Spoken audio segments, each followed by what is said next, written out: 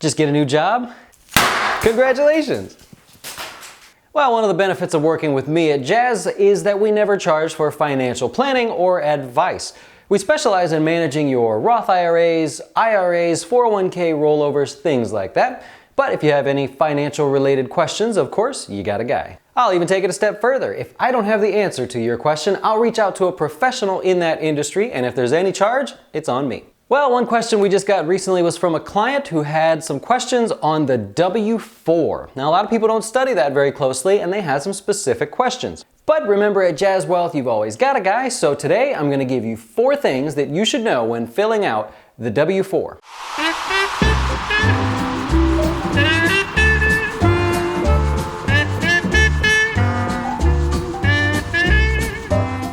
Now, most of us know that the W-4 is the tax withholding form. It tells your employer how much money they need to take out of your paycheck and send to Uncle Sam. Now, if you have too little taken out of your paycheck, then when it comes time to pay your taxes, you're going to have to send more money in.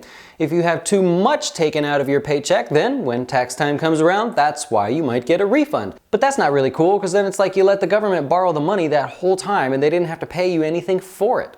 Think about all the time that went by that you could have had a guy invest that money for you. Think of the growth you could have missed out on. Side note, 76% of people have too much tax taken out of their paychecks, which means they don't quite understand the W-4. Now, before you fill out the W-4, it's important to note that you could use the withholding tax calculator from the IRS. I'll link it in the description below.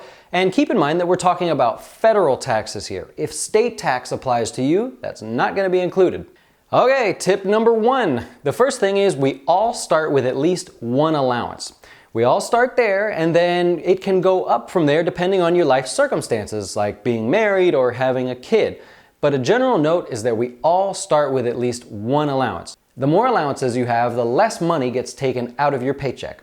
Number 2, if you're married, do not fill out the W-4 the same as your spouse and file a joint tax return. This is where the IRS isn't very clear. Let's say you have 2 kids. God bless you. Anyways, if you have 2 kids and your wife claims them on her W-4 and you claim them on your W-4, it's as if you have 4 kids. The problem is, come time to pay your taxes, you're only going to be allowed to claim 2 kids because that's all you really have, and you could see the problem.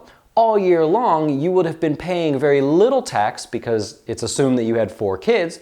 But when it's time to pay your taxes, the government's going to say, well, you only put down 2 kids, you didn't pay enough tax, and you may have to pay a sizable bill come tax time. Number 3, let the spouse with the higher income take all of the allowances. You like that one? If your incomes are the same, then go ahead and split the allowances right down the middle.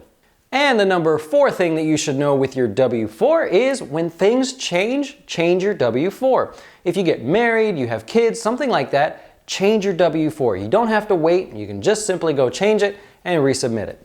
Well, if you like what you see, do me a favor, hit the subscribe button, give me a thumbs up, or leave a comment below.